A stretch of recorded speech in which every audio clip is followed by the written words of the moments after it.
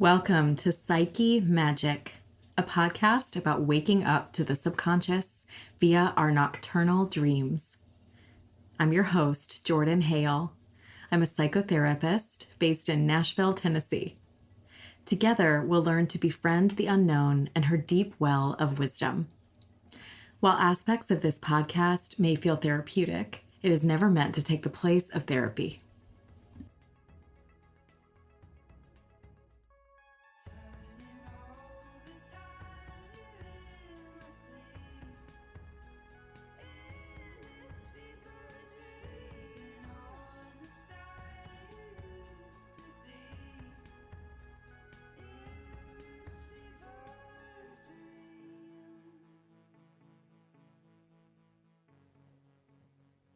Welcome to Psyche Magic.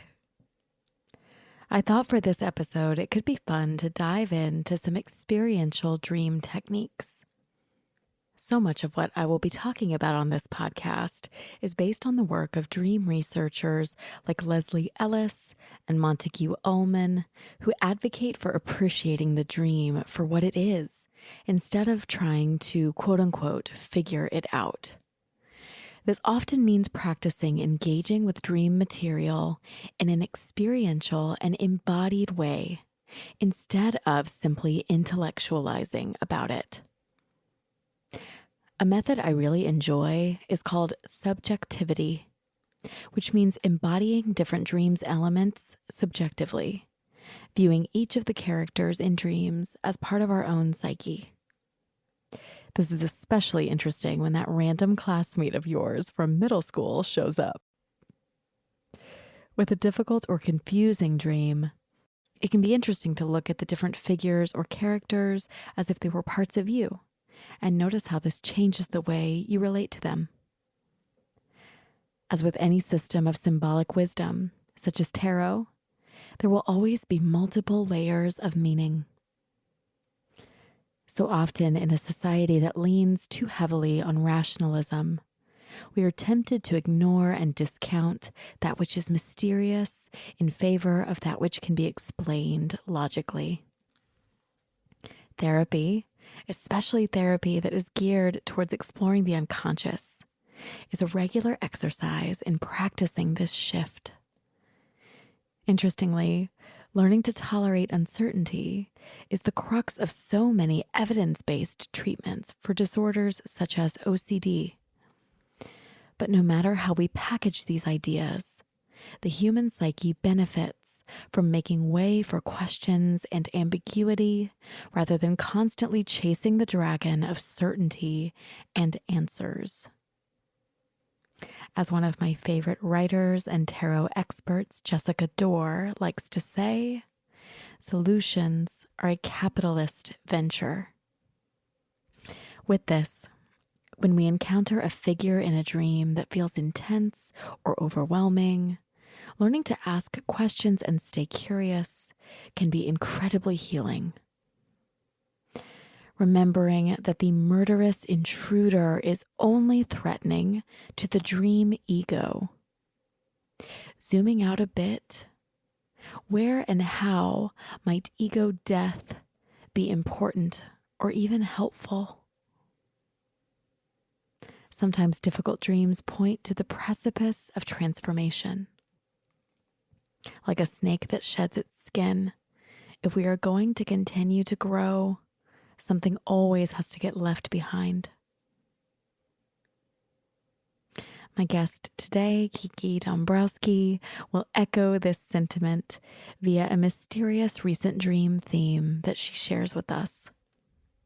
Kiki is a writer, tarot reader, and overall magical unicorn of a human. It was my pleasure to speak with her, and I hope you enjoy our conversation as much as I did. Now, onward to my guest, Kiki Dombrowski.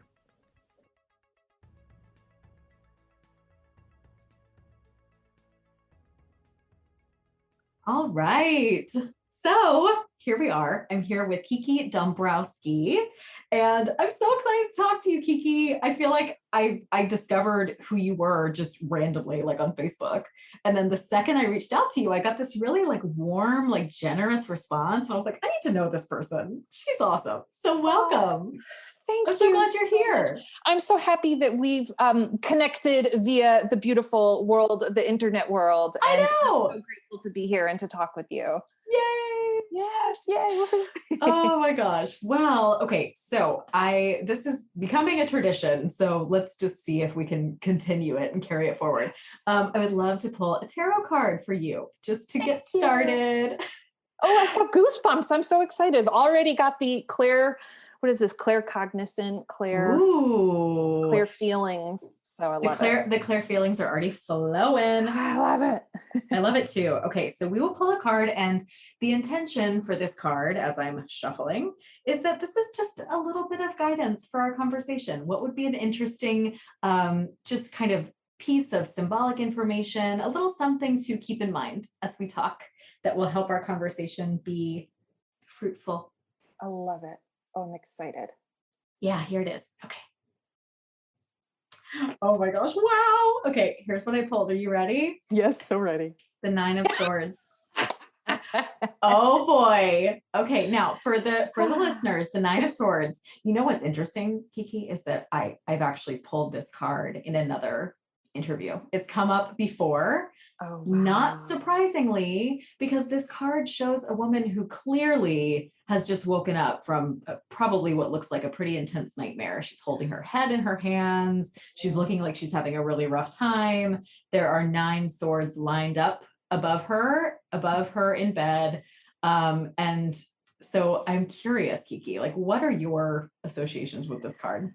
Golly, well, first of all, whenever I see that card, I just always say same, because it is such a frequent visitor. As somebody who I have a lot of anxiety. So I don't know if that's TMI. I don't feel like it is with your wonderful background. And you know what? That is right on target. So I'm glad you feel comfortable sharing that. Yeah, I have a lot of severe anxiety. I have awkwardness. I'm one of those like quirky, anxious people, but I love everybody. So I think that it comes off as just being sweet and warm. But I always, like, on the inside, I feel like I'm just seething with nerves and worry. And so whenever I see the 9 of Swords, I recognize that as sort of an indicator that maybe I need to have a check-in with those feelings of nervousness and identify if they're valid and if they are actually something based in reality. And I don't know, I wish I remember who said this, but I was listening to an interview with this fabulous woman, and she said, how good can it get? Ask yourself, how good can it get? So whenever I see the 9 of Swords, I identify with the anxious side of my brain that might be saying things that are not based in reality. Exactly. And are probably also uncomfortable and negative. And so I like to say in that moment, how good could it get? Yes. And I love that card too, in many ways. I think there's a lot of symbolism in looking at the boundaries behind her made by the swords. Yes. What can we do to relieve her of that oppression, having that hang over her head? And then she's also blanketed by the zodiac signs. I was going to say, people don't realize this about this card, but yes, she has a blanket over her that has all of the different signs of the zodiac portrayed, which is just so beautiful. I love that too, because like when you're in a dream state, you feel a real connection. And that's something I was thinking about when I was considering some of the things that you wanted to discuss. Yeah. I really love dreams because it's a state where you have the opportunity to discover and maybe uncover messages from divinity or even the higher self. So I really think of it as this opportunity where you have this sort of like universal wisdom coming through. And I always like look upwards and think of that. And so I think of the heavens, and I think of the influence that the zodiac has in our lives. What a beautiful, this is your take on this card is such a kind of hopeful take, right? Because for so many of us who struggle with anxiety, it can feel so all-consuming. But you are bringing up this beautiful point, which is that, is there a way that I can shift and reframe some of these thoughts? Because of course, being afraid is part of being human, but there's always more to discover in terms of, okay, what is there really to be afraid of? Right. Absolutely. Well, and thank you. I'm glad you see that as hopeful. The other thing I think of with this card too is that this woman is obviously very alone. And it almost like, it's like she's barricaded by these swords. Yeah. And one thing I like to think about as well is when we have anxiety, we feel very isolated. And the encouragement that I give people when they receive that card is to seek out the support systems that you need to help relieve that anxiety. And that could be therapy. It could be a spiritual group. It could be meditation. It could be, I always call it a team. Like I have a team behind me that's 100% me up, and it could be partnership. It could be friendship. It could be family, whatever it is. But sometimes the Nine of Swords is also a call to identify and honor the support system that you have that's okay with you having anxiety and is okay with helping you walk through it and find some relief from it. This card is a perfect example for me of, this idea of checking back in, like checking in with the self, checking in with my team, my support system, like who am I maybe needing to invite some guidance from in a moment like this.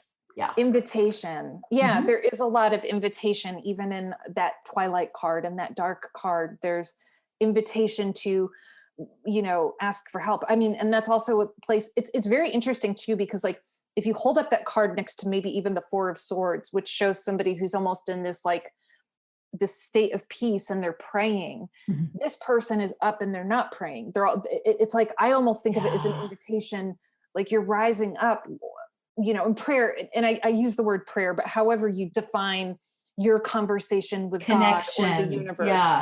Well, I don't care if it's you visiting the Akashic records or praying to God or lighting a candle or meditating or speaking with your ancestors. It's an invitation. You're awake and they can be awake for you too. Yeah. Oh, beautiful. Yeah. Cool. Well, so that will be a card that kind of guides our conversation and that we keep coming back to. Very interesting. Very interesting. I know. So, okay. I would love to hear from you, Kiki. You mentioned that you have kind of a dream theme that you wanted to discuss today. And I think those are so fun because I love to watch the way that they play out during different phases of our lives. So I'm going to hand it over to you and you just share with us and we'll dive in.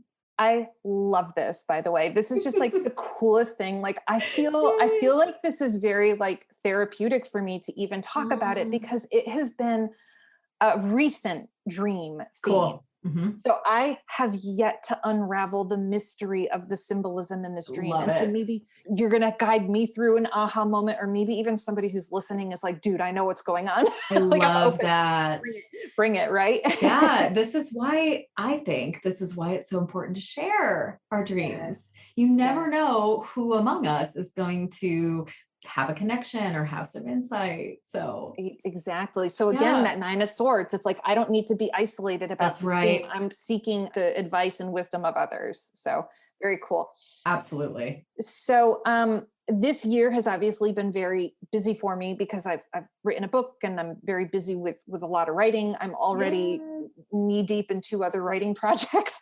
So I'm doing a lot and I've been very fortunate where I've just, met so many incredible people like you and others who are just part of this world of, I'm just going to use some bigger words, mysticism and mystery and unraveling some of the secrets that may be given to us through symbols.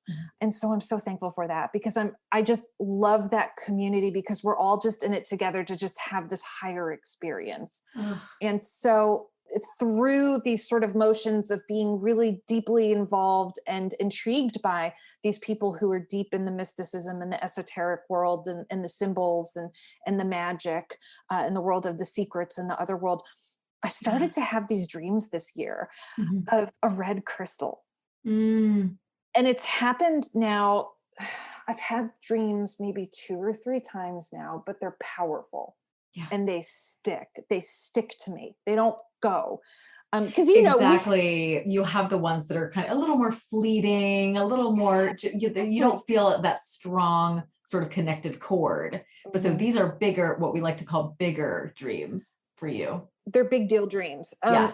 And the first one happened, gosh, what happens in all these dreams is that I am seeking out a red crystal, and it is a delicious, I mean, like, and I mean, delicious as in you look at it and you just take it in, and it's a sensory and an extrasensory experience to be in space with whatever this red crystal is. And it's always large. It's, you know, right now I'm holding a rhodochrosite and it's petite. It fits in my palm. In the dream, whatever this red crystal is, it's almost like, I would say like maybe like a softball or a grapefruit. So it's a big, heavy crystal. And I'm either searching for it, or I've found it, or I'm exchanging it with somebody else. And somebody else that I know. So it's always like, I don't know. So the first time I had this dream, I was running through the forest and it felt very mountainous. It was like a very Appalachian, it was very ancient woods, and it was warm, it was sunny, and I needed to cool off. So I jumped in what I felt was a shallow stream, but it wasn't shallow. It was very deep. I swam down and down and down. And it was almost like this, like an Indiana Jones moment.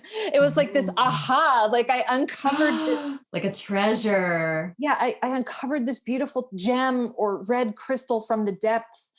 And and it was this, don't lose sight of this gem.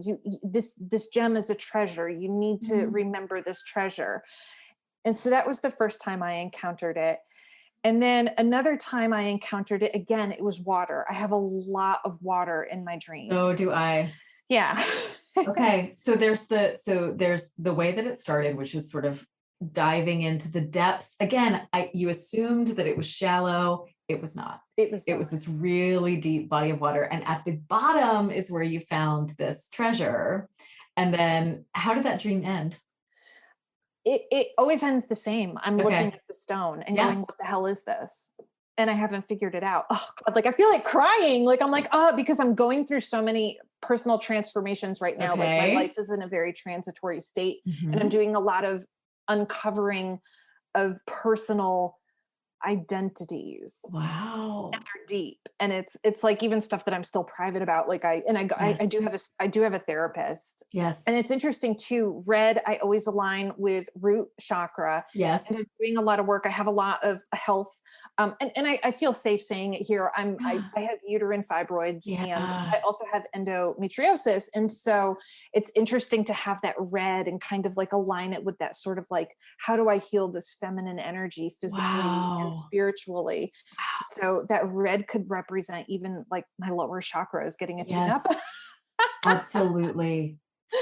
Being able to align with those energies amidst the difficulty and pain that you're dealing with. Yeah, it's been an interesting few months. So I look at it that way too. I guess I haven't even thought about, I know I already knew, just talking to you, I would get this discovery moment. Good. And it's interesting too, though, because in other dreams with this red crystal, I give it to other people.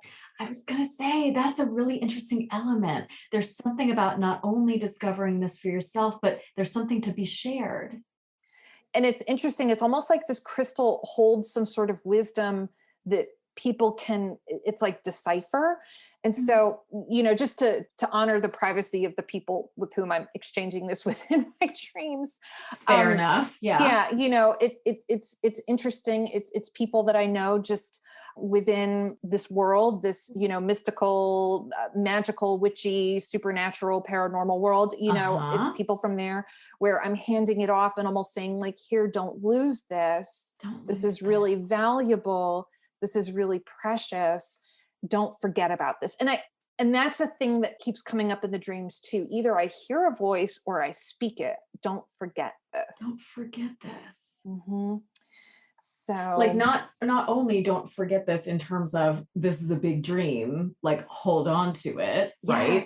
But also don't forget this experience that you're having. Yes. And that is maybe a question for you is, what is the experience of being with this stone in your dreams? What's it feel like? Ooh, and you know, and that was something you had asked prior to talking, and I thought about it, and I heard two words: Yeah. sensually seeking. Wow.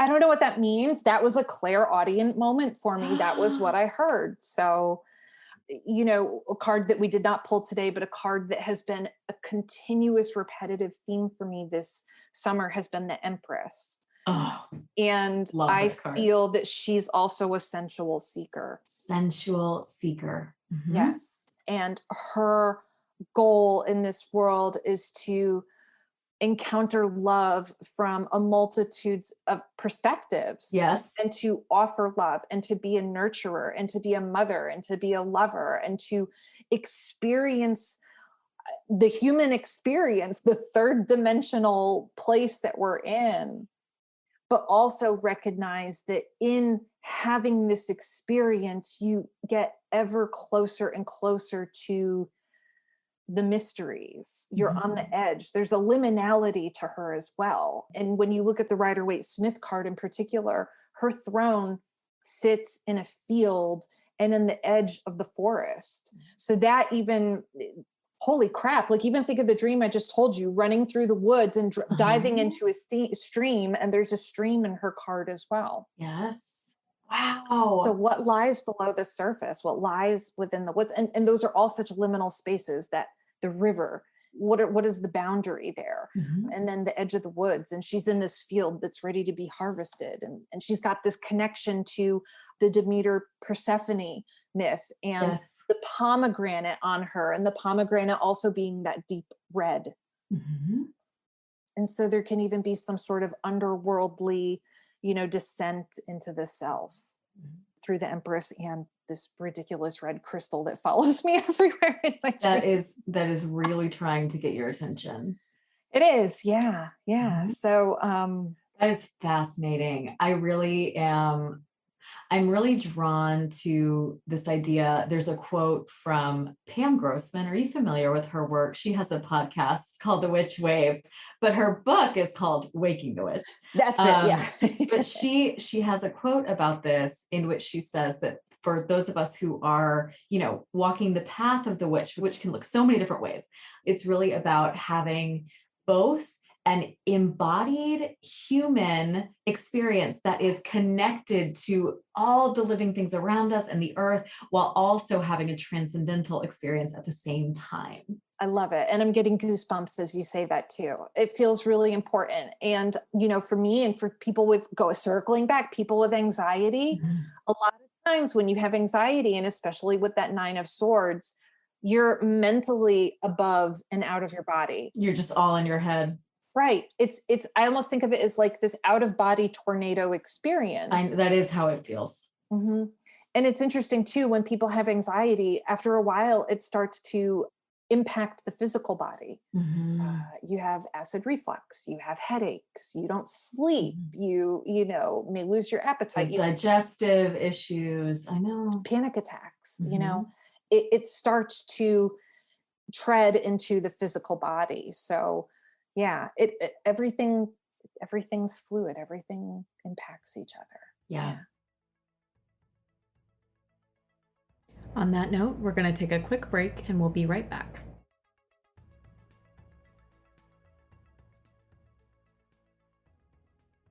Let's learn about an A-list dream.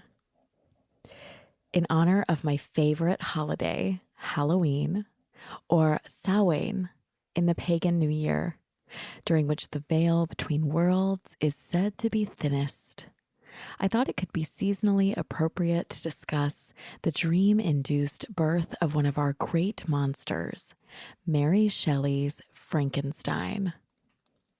At just 18 years old, Mary Shelley had a dream that would change her life. While staying with friends, including Lord Byron, in Geneva on vacation, their evenings would be spent terrifying each other with chilling ghost stories before bed. They decided to have a friendly competition for who could come up with the best original ghost story. On one of these nights, upon retiring for sleep, Mary Shelley writes, quote, I saw with shut eyes, but acute mental vision. I saw the pale student of the unhallowed arts kneeling beside the thing he had put together. I saw the hideous phantasm of a man stretched out, and then, on the working of some powerful engine, shows signs of life and stir with an uneasy, half-vital motion. Unquote. Now, Shelley had recently traveled through southern Germany, not far from the centuries-old Frankenstein castle near the town of Darmstadt. Some have speculated that she may have heard rumors swirling about the alchemist Johann Conrad Dippel, a controversial figure rumored to have robbed graves and experimented on corpses at Frankenstein Castle. On a personal level, Shelley had also endured many losses early in life, including her first 2 children as well as her sister. Perhaps the desire to bring back her loved ones helped these ideas take root in her subconscious. With all of these factors mixing and mingling in her unconscious mind, Shelley had her dream of the Frankenstein character, reported it to her friends the next morning, and the rest, as they say, is history.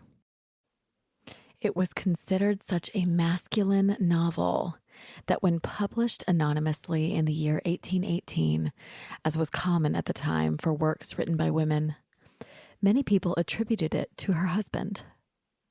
But, spurred on by this nocturnal intervention, Mary Shelley, a teenager without formal education, became one of the mothers of science fiction.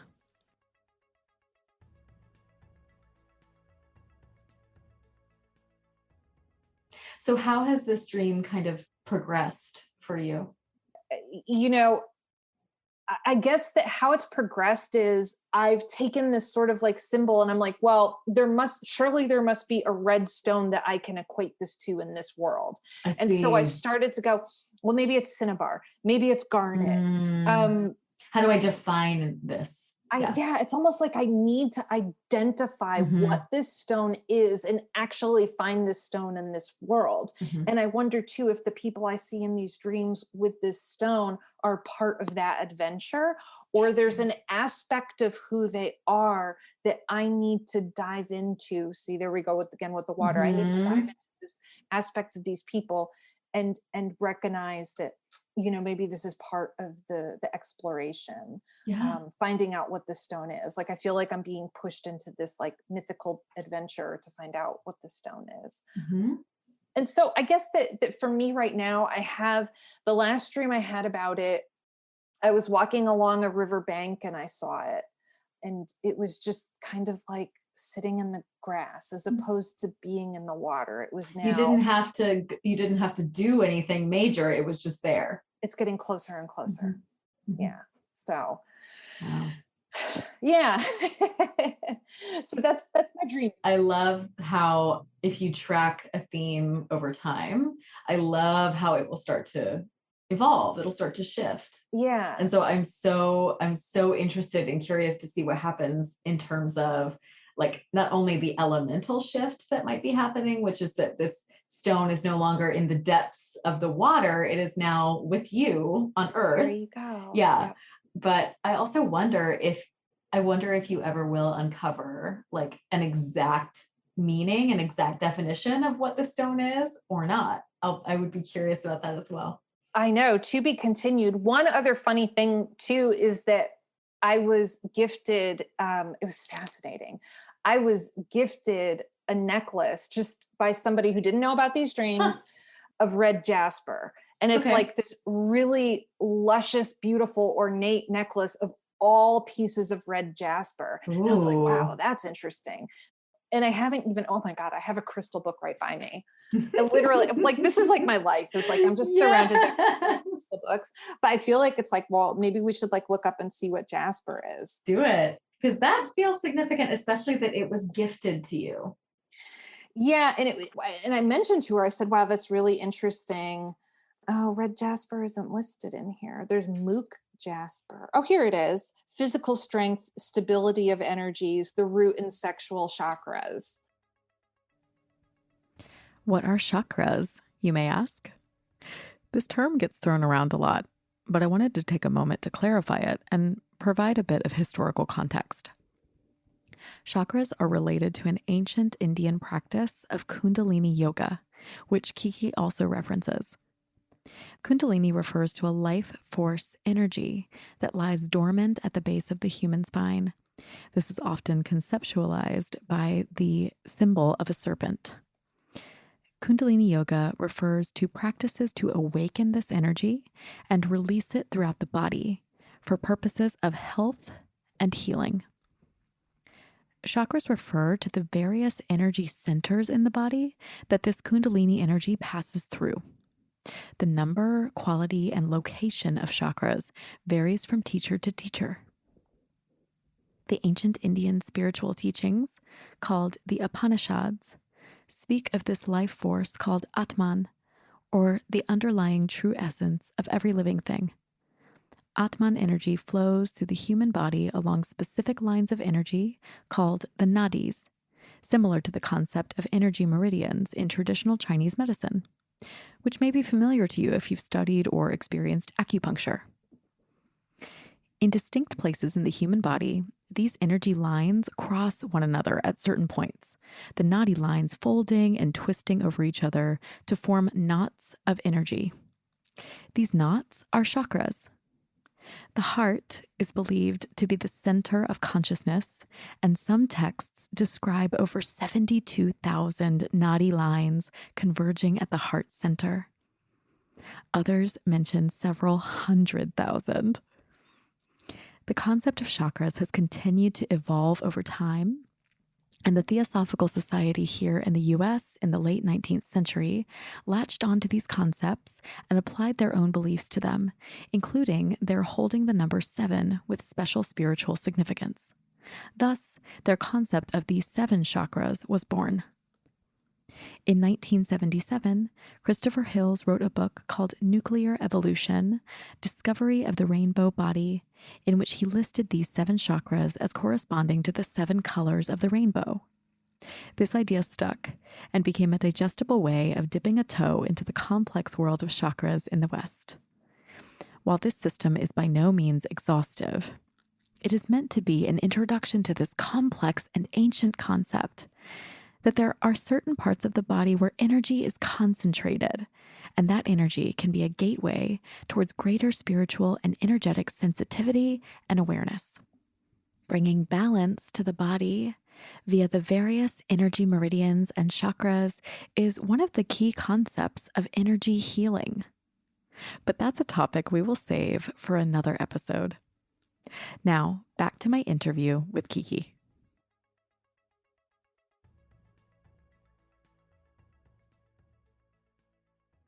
So it stimulates the base chakra and the energetic Kundalini serpent that dwells at the base of the spine.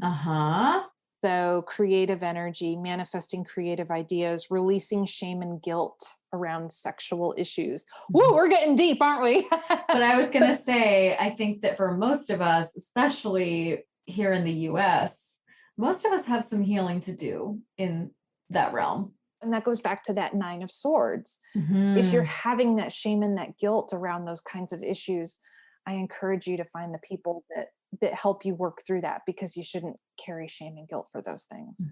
Yeah. Because the root chakra is all about the connection to being human. And so when we think about our sexuality as a part of our humanity and a part of our divinity, that is a really big shift for so many of us. Yeah. And golly, me personally, I always detached those two things. Like I was like, well, and going back to that idea of the chakras, I always say, well, I work in the upper chakras. I work in the higher chakras. I'm always working. Isn't that interesting? Yeah. And so there always felt like a detachment, but it really is, you have to remember that you're in this 3rd dimension, you have a body, and the body, I mean, like we have hormones in us that crave things. And I think we want to feel love, and we want to be loved, and we want to love other people too. Yeah. And I love that idea. And this is another thing that's not my wheelhouse, but I love that idea of Kundalini energy. It's a serpent that goes through your entire being. Oh. It doesn't just hang out in your belly. It doesn't just hang out in your pineal gland. It starts from what an image. Right. Yeah. I've been having a lot of dreams about snakes lately. Like my most recent one was that I was in the water, as I very often am, and there were snakes in the water, and I was having to like step on their heads so they wouldn't attack me. Wow, that's really interesting. I know, it's pretty wild. Yeah, well, and you know, I guess you have to determine, like, you know, what your relationship with snakes are. You know, like, are you afraid of them, like when you're awake, or is it just, was there a panic in the dream, or? Exactly. Well, it's really interesting. It's also so interesting to look at the different layers of meaning, because obviously I can have personal associations with snakes. Like, oh yeah, when I see one out in the wild, my automatic reaction is to feel scared and to, you know, scan the environment to make sure that I'm safe. But I also love thinking about kind of the more like archetypal associations of these symbols as well, because snakes are associated with lots of different deities, and they've been seen as holy in many cultures. And so for me, sometimes I look at these moments as, wow, what have I been trained to feel afraid of? So I'm looking at the Nine of Swords again now. Like, what have I been conditioned to believe is scary that actually may hold some kind of deeper or even higher symbolism, if I can be brave enough to face it and look at it? That's really interesting too. Where, yeah, there's a lot of conditioning that we have about serpents, and even the idea makes me think of it's sinful, you know, the first sin. Yeah, the fall in the Garden of Eden. But that snakes are also representative of this like powerful ability to transform, to become knowledgeable, to have that connection to higher self. Wow. I know. I also found a snake skin recently, which is interesting too. I know. So there's something brewing for me with snakes for sure. Yeah. Yeah. a grand awakening, right? Like this feeling of waking to. I know. Yeah. We'll see. It's always unfolding. That's the thing. These conversations are just little slices of this process. Yeah, it's certainly a puzzle, isn't it? And we're just, you know, finding new puzzle pieces, their spot in the grand picture. It's exciting. I think it's super fun. Something that I would encourage you to play around with, by the way, is there's a dream, sort of experiential dream process that I really enjoy. This is written by Leslie Ellis, who's a dream expert. She has a really cool method where you re-enter a dream just kind of in your imagination. You can be journaling about it if that's helpful for you. I know you're a Gemini. I know you're a writer. But re-entering a dream and casting yourself as like a different character in the dream. So casting yourself as either the stone itself and seeing what comes up for you as like, okay, I'm playing the character of the stone. Like, what's happening? What am I feeling? Or casting yourself as a different character in the dream, like someone that you were handing the stone to, and seeing what happens. So, oh my God, that is so incredible. I love that. And I love that idea of re-entering the dream too, because sometimes when we wake up, we feel like there was not the resolution that you needed. And so it feels powerful to re-enter. I know that there have been times where I've woke up and it's like, I don't want the dream to be done yet. So it's almost like I go into like into a liminal mental space where I'm in between sleeping and awake. And I just try and use my mind and my imagination, or even go into a meditation where I continue the dream and 100%. see where it goes. I haven't done it with this one. So thank you. That's really good. That's really great advice. And that's, you know, hopefully that's something, you know, I've had a couple people contact me and say they've dreamt about me recently. And so maybe that's even something where I could like pass that wisdom along to them. Like, well, why don't you revisit that dream? Try this. I know it's related to what Carl Jung would have called like an active imagination technique. And so for anyone who's interested in like, you know, acting, drama, like playing things out, it has a lot of really therapeutic potential. So I love it. I love that idea. And I love that idea too. That's something I'll certainly pass along to people, that even in tarot readings, if you're getting the moon card a lot, or you're getting the 9 of swords, or you're having these sort of like dreamy tarot cards that could suggest that you're receiving symbolism through dreams, this might be an exercise that they can go walk away from the reading with. Oh, it's awesome. That's wonderful. I love it. Yay. Well, good. Okay. So let's like shift a little bit. And if we want to talk more about dreams, we can, but I would love to hear more about your work, Kiki. So teach us about your book. I want to hear more about A Curious Future. I was lucky enough to get a PDF copy from you, and I was riveted. I read through it all in like one sitting. It was so fun. Oh my God. Thank you. I'm so glad you like it. I loved I'm so it. glad that you enjoyed the book, and I'm really glad that you got to read it.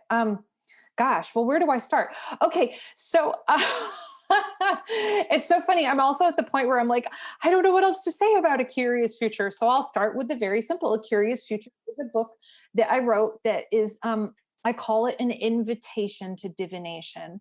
And what it's meant to be is a very loving guide through various types of divination practices.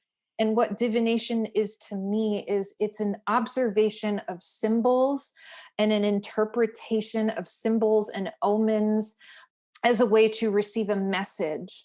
It may give you insight into things that are going to unfold in the future, but I don't like to limit divination to just this like exercise of like, this is what's going to happen. That feels like a common misconception that I hear a lot, is that, oh, this must pertain to like a future outcome. And I'm glad you're saying that that doesn't necessarily have to be the case. Yeah, divination can be as simple as you receive an omen or a message that helps you understand things that might be out of your present scope. Yeah. And that might be something like, hey, keep this in mind, because maybe somebody's feeling this way right now, or maybe you have somebody in your life who needs you to have this sort of like, whatever, 9 of Swords energy, different approach. But I think that for me, the book was really important because I wanted people to recognize that while I love tarot and astrology and maybe some of the big divination forms, and when I say big divination forms, the really popular ones. And complex. They are very complex, aren't they? They take a long time. And I'm glad you said that too, because with the book, I wanted people to feel like they can read the book and find something so they could just step into divination and use it right away. I love that. Oh, yeah. Awesome. It was a lot of fun too, to just, for me personally, because there were some forms of divination I wrote about where I was like, yep, know it, no problem. And then there were others where I was like, whew, this is going to be a deep dive. I got to learn a lot. And even in the process of studying divination, you learn a lot about yourself. So my hope is that when people read A Curious Future or start to even branch out and go, you know what, I like this form of divination, so I'm going to go buy every book on this form of divination or take every class on this form of divination, they're going to learn a lot about themselves. And so that's something important too. Divination isn't something you necessarily are always doing for other people. We think of, you always go and see somebody to get divination. So divination certainly is a practice that is a service to other people and to your community, but it can also be something that you use to support your own wellness and your own self-exploration. Yes, like a tool for feeling connected on a regular basis. Yeah. That's the way that I use divination in my life. My practice is that as of now, what I like to do is wake up in the morning, do a meditation, and just pull a card or a tarot card or two, or an oracle card. It just depends on what my mood is that day. Sure. But it always leaves me feeling like, okay, no matter what happens today, I've had a meaningful exchange with, whatever I view to be my higher power. I feel a moment of feeling seen and heard and connected, and I get to hold that today. And that feels really good. That's beautiful. And that's a really powerful way to start the day, where you just you check in with yourself. And while you were talking, I had a really weird deja vu moment. Oh, cool. So that had to be really important. Definitely. There was some really powerful value to what you were saying. I think that practice is so powerful. And you could always say, well, no matter what happens through the day, I took time for myself. Exactly. Yeah. Yeah. And I love that your book is called A Curious Future, because the point of these practices is not always getting answers. That's not necessarily what divination is. It's Oh, about staying yes. curious and connected.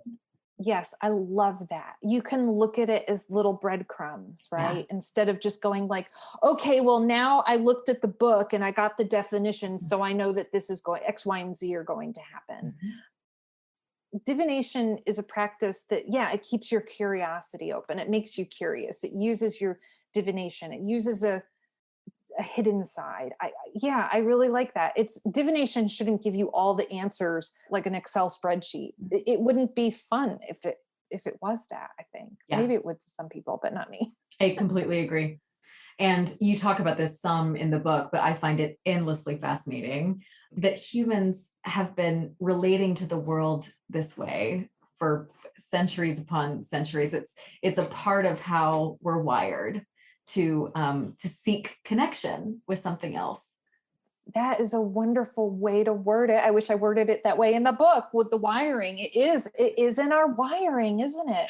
Ever since humans could divine, they have. Exactly. They've always found a way to go, I need to have a conversation with God, Exactly. or however you want to define that word. I need to create this type of experience. Yeah, I need to have it's a deeper sense of self and our encounter with reality and super reality or esoteric or spiritual reality, however you want to put it, I guess. There's always been a knowing that there's something beyond this, and divination is a means to tap into that beyond. Oh, I love that. We've always been divining. We really have.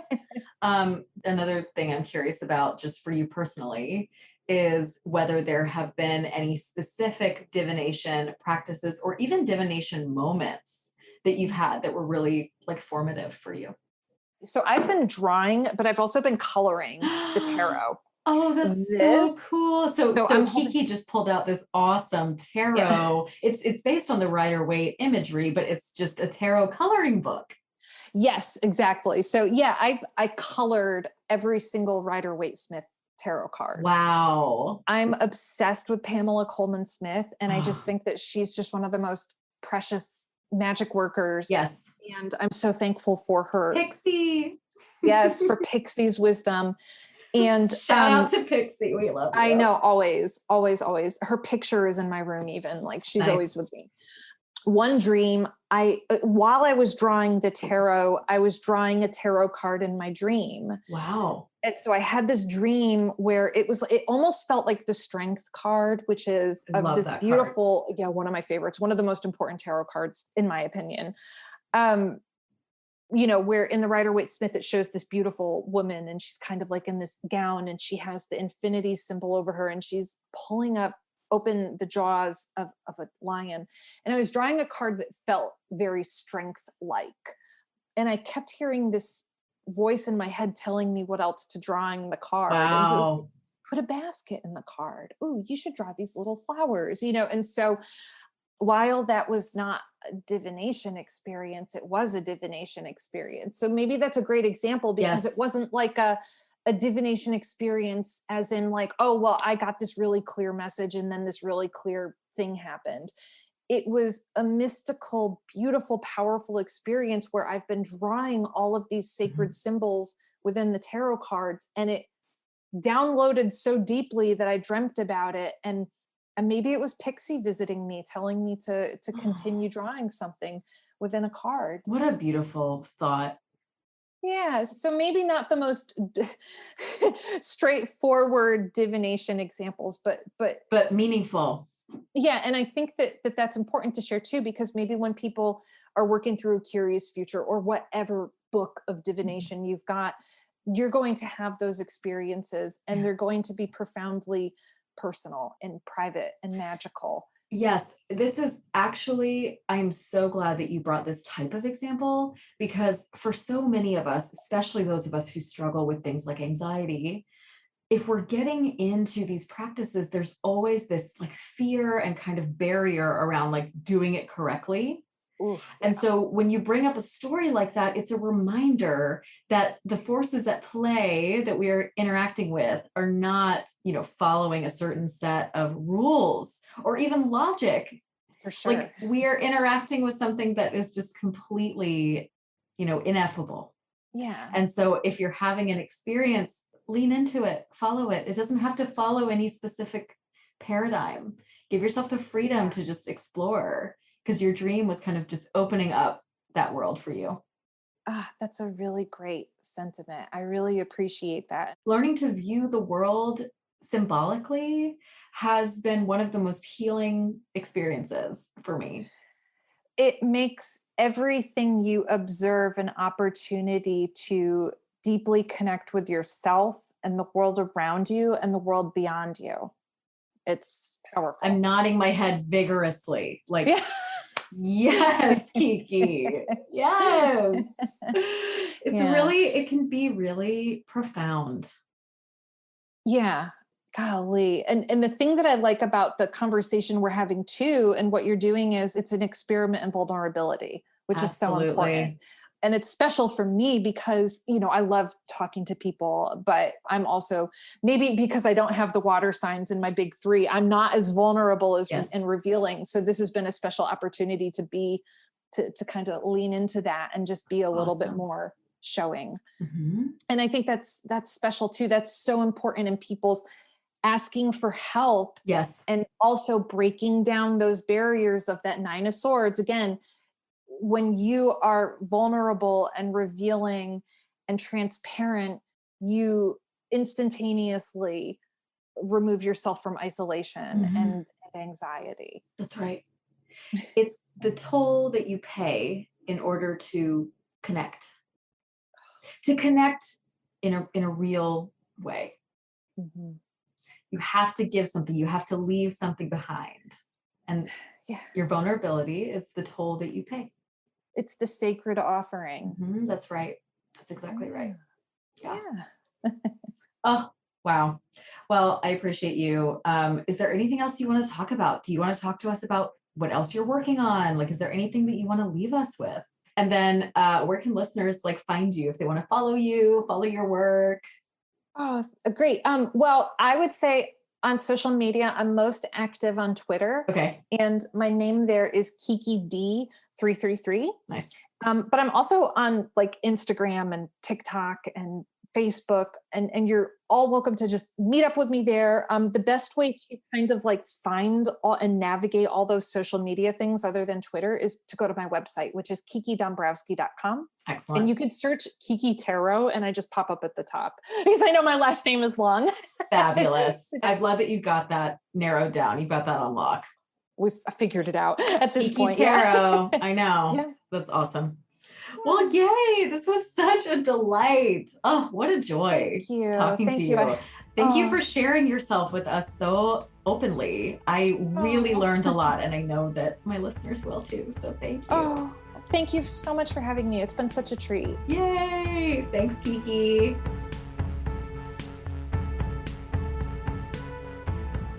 That's a wrap for this episode.